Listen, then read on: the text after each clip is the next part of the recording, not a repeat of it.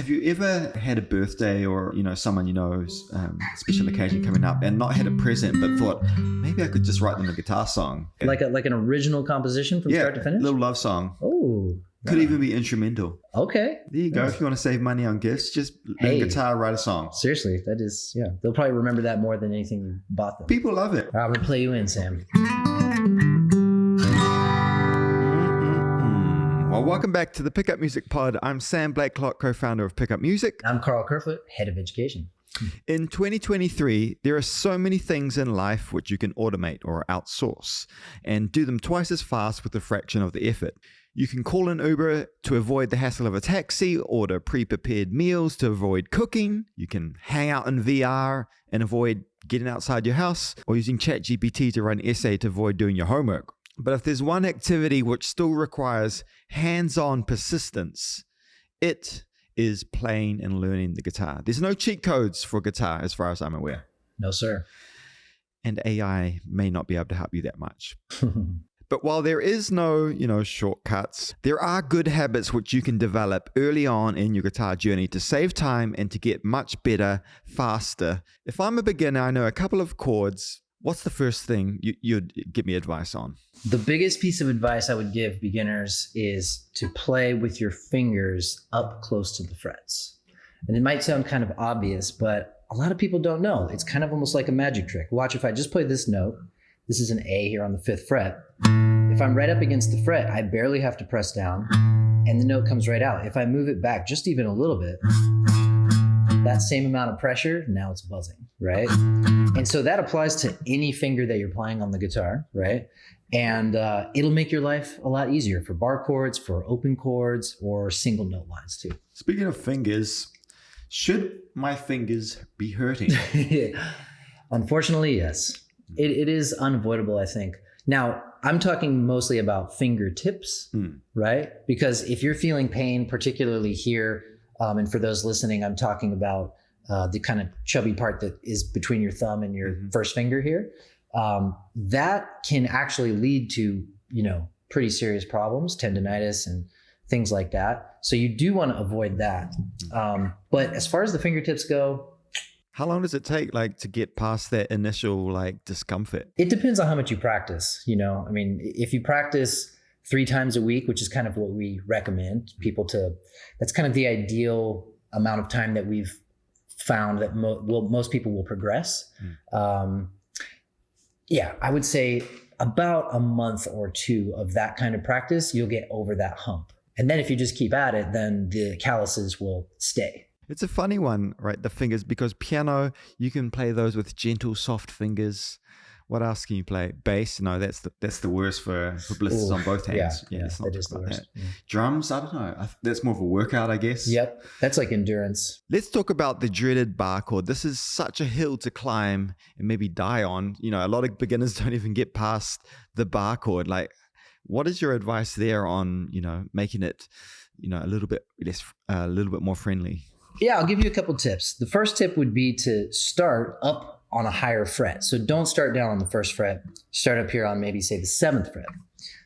Second tip, and I learned this from my friend Tasso Komanascu, is to think about the bar from the high strings first. So just get the high B and E string, and just think about that, right? And then if you put your other fingers down, your 2nd, 3rd, and 4th fingers down, then those are the only other spots that you're needing to cover except for the low E string. So I have the high E and B, then I have the G, D, and A strings, and then the low E string. And so if you just focus on getting those top 2 first, it'll make everything else easy. The next tip would be to make sure that you're keeping your thumb outside a little bit. So not right here in the middle, but just kind of back like that. So you're putting your thumb on the back of your fretboard there. I'm placing it just about in the middle of the neck. Kind of like you're pinching. Yep. Yeah.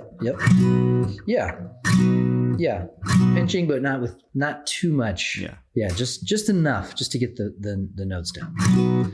Well, let's talk about so you have a guitar scene around. How do you move from just playing and picking up the guitar occasionally to actually having that 3 practice sessions, routine a week? How do you move from someone who has a guitar to being a guitarist and having that, consistent practice schedule and, continuing that growth in guitar? Well, you and I think a lot about how people learn guitar. And that's why, you developed the learning pathway, really, because we're answering that question.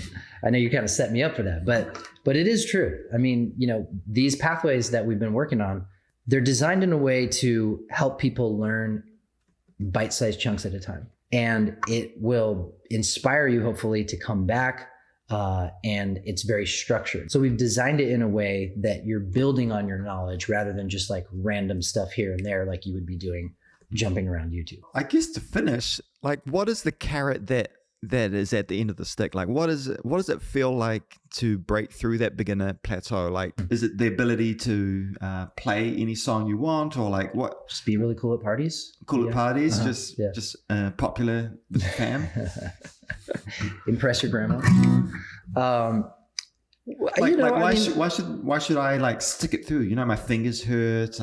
Guitar's hard. What? Oh, I mean, I think guitar rewards us in so many ways. It's there's the introspective side of it, where people get a lot of satisfaction out of just sitting by yourself and either learning something new and having that gratification, or maybe it's recording music. There's you record a lot, you make music, I think probably mostly in your bedroom, probably, or here at the studio, but there's something really gratifying about that too. Or there's the external gratification, which is playing with others, having that communal experience, performing. And if you get to even a lucky few of us, making money, having a career in music is extremely gratifying. And maybe even teaching. I know probably we have quite a few people that listen to this podcast that are guitar teachers themselves. And that's a very rewarding feeling as well, to be a teacher, right? So yeah, stick with it.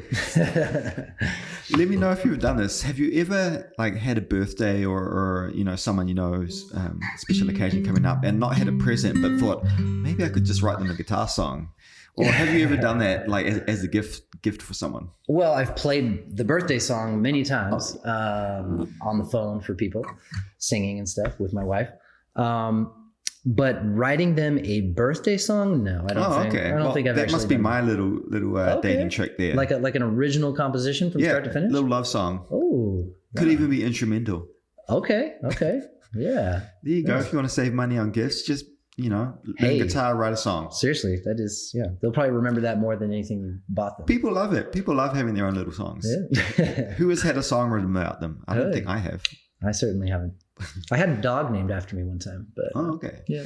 That's because I don't date guitar players, so that's probably my issue there. Yeah, so that's been really fun chatting with you, Sam. We do have our beginner learning pathway, which has been out for a little while with Joey, and we've got some great performance pieces on there where even if you're a beginner, you can feel like you're playing with a live band, which is really cool.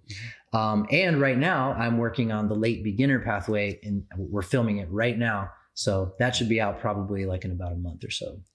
Yeah, we're literally sitting on the set. We just wrapped up. Was it grade 2 today? Grade 2 today. Cool. Yes, sir. And there was some good old strumming, nice, easy chords. Power chords. We talked about the bar chord a little bit today. And some workouts. Yep. Did the workout. Oh, yeah. Cool. Well, that's been us. Thanks for tuning into the Pickup Music Pod. We'll see you back next week. Every Saturday this drops, both on YouTube and Apple Podcasts at the moment. Thanks for tuning in. Thanks, guys. See you.